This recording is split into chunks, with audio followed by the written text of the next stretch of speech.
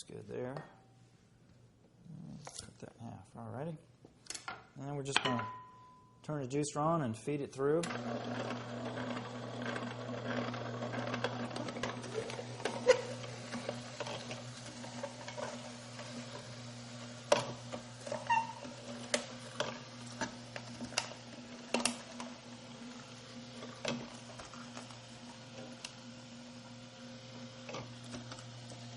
And you'll get a little bit of coconut oil, coconut juice coming out of the juicer part. You can take that and pour it back onto the coconut.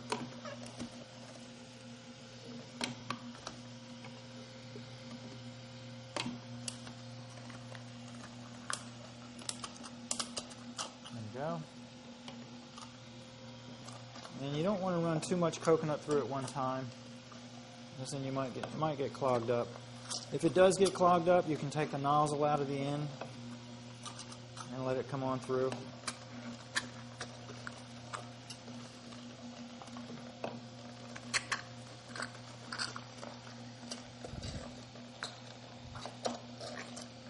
Now you can see this is very nice and dry, fluffy coconut.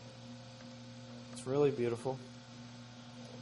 And over here, you get coconut cream. That's oil and a little bit of cream. That's beautiful. And this stuff is just wonderful. It's really sweet. It's incredible. I pour that back over the coconut. And this is getting a little bit backed up, so I'm going to take this nozzle out and just let it flow through.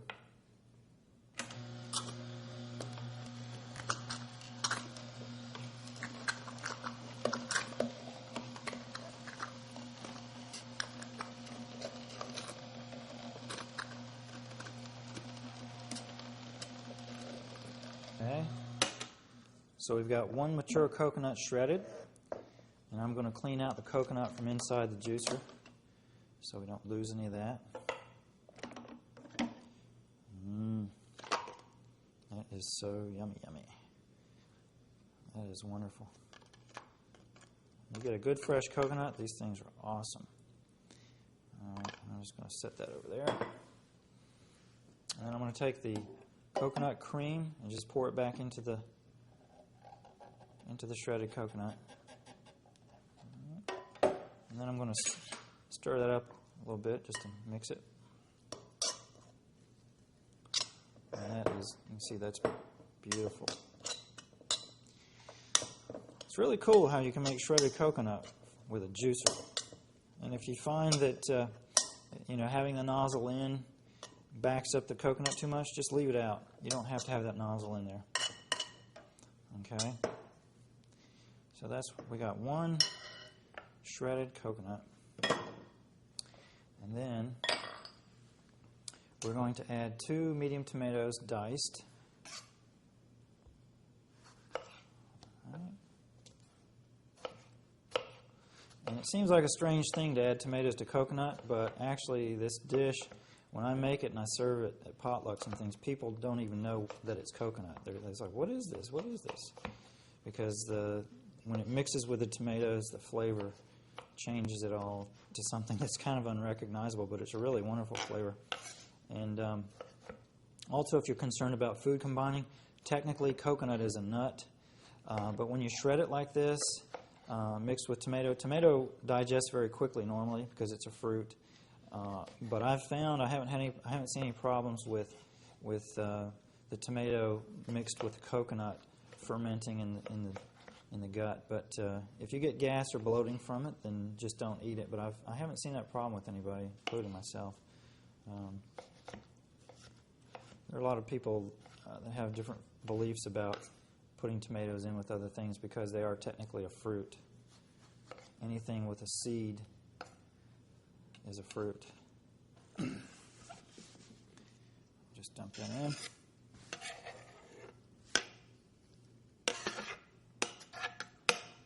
All right. And then the rest is very simple. You just put in 1 teaspoon of salt, whole unrefined salt. This is Himalayan crystal salt. You don't want to use just regular sea salt that's been heated and refined and all that. You need to get unrefined, unheated salt. So 1 teaspoon of salt, and then a 1/2 teaspoon of black pepper, About like that. It sounds strange with coconut, but it actually tastes wonderful. And then you just stir it up. And usually the tomato will make the coconut turn kind of pink. And that's why between the flavor and the pink color, people don't recognize it a lot of time as being coconut. I know it sounds odd, but it really does taste great. The key, though, is you got to get fresh coconut. If you get a coconut that smells waxy or like shoe polish, you don't want to use it. If it's moldy, and the way to tell is a coconut when you pick it up should be heavy. It should be full of water. When you shake it, it should have full of water, plenty of water. And when you open it up, it should smell sweet like coconut. It shouldn't have a shellacky smell or a varnish smell or like what I call a shoe polish smell. And it shouldn't have mold on that brown skin. Okay? And you want to make sure you get organic coconuts, because coconuts that are not organic are soaked in fungicides, and they're very old usually by the time they get to the stores. And that's all there is to it. Coconut tomato salad. It's very simple. It's wonderful.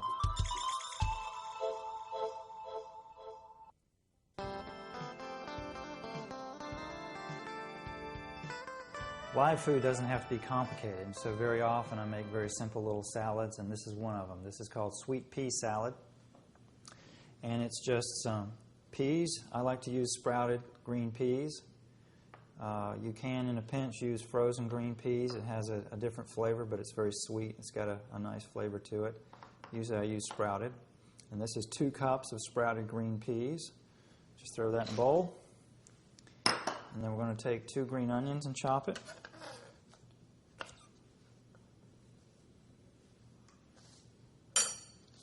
And I always like to split my green onions down the middle. Makes the piece smaller.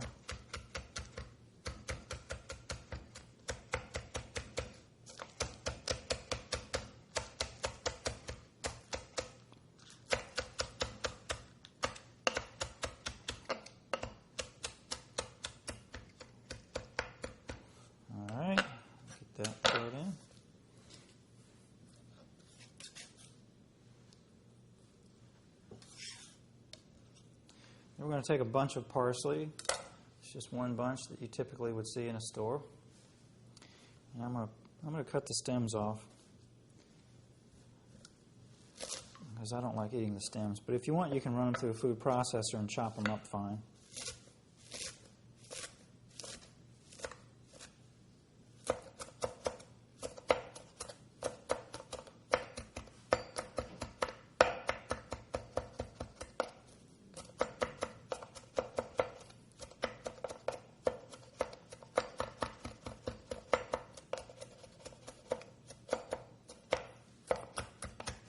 Cutting.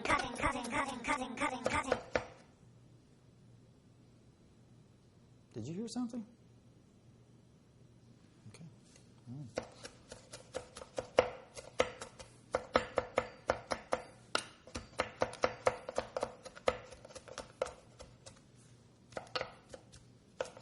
Cutting.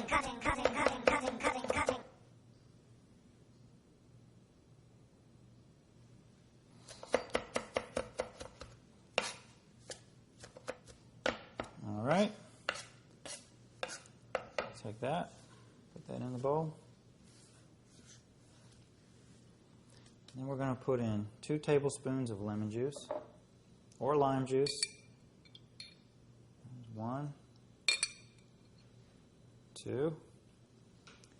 We're going to put in 2 tablespoons of cold pressed organic olive oil.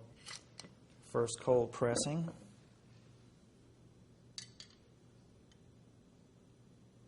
There's 1 and 2. And then we're going to put in 1 tablespoon of either Bragg's liquid aminos or namashoyu. One of those. I prefer Bragg's. So there's 1 tablespoon of that. Sprinkle it around. And then we just toss it.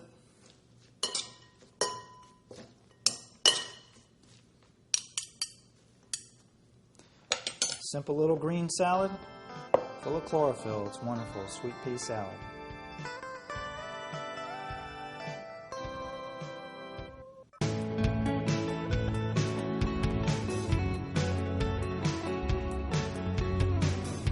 Being a recovering sugar addict, I'm not a big fan of desserts, and I spent most of my life being addicted to sugar.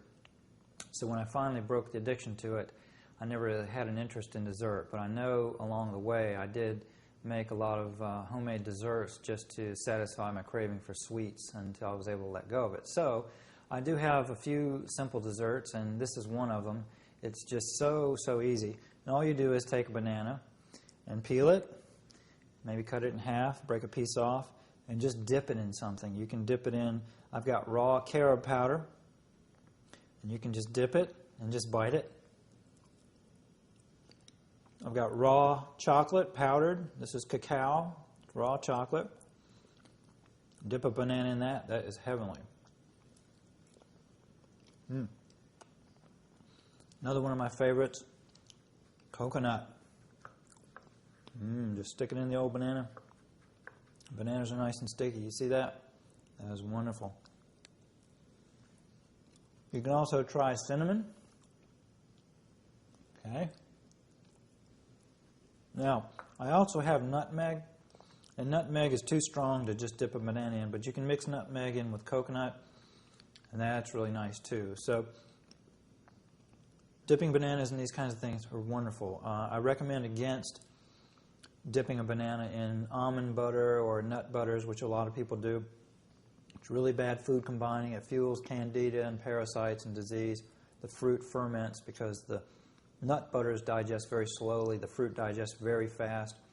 And so the fruit winds up fermenting and creating alcohol in the gut and generally feeding disease. So you don't want to do that. This is a nice alternative, and it's really wonderful. One of the cool things you can do with a single auger juicer like this is you can make sorbet. You can actually run frozen bananas through it, and it'll come out of the juicer like ice cream or sorbet. And you can then take those homogenized bananas and mix them with things to make it, flavor it and make it more interesting. So I usually keep 6 or 8 bananas in the freezer, and that way I can just pull them out whenever I want, or if guests come over, and I can make them a sorbet really quickly. And I'll just break them into little pieces about like this so I can push them through the juicer. And put those here. And then what you want to use with the juicer, it has 2 nozzles. It's got a smaller hole and a larger hole. You want to use the larger hole for the homogenizing bananas. And some juicers you may actually just need to leave these out so that the banana can come out. But at any rate, we're going to use the larger hole. And then we're going to use, instead of the juicing screen, we're going to use the homogenizing blank, which is just a solid piece of plastic. Slide it into the juicer, and then we'll put the cap on, and then we'll put the nozzle in. And I'm going to slide a bowl up underneath it.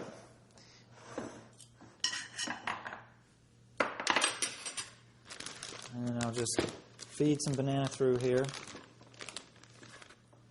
And the banana will come out of the nozzle.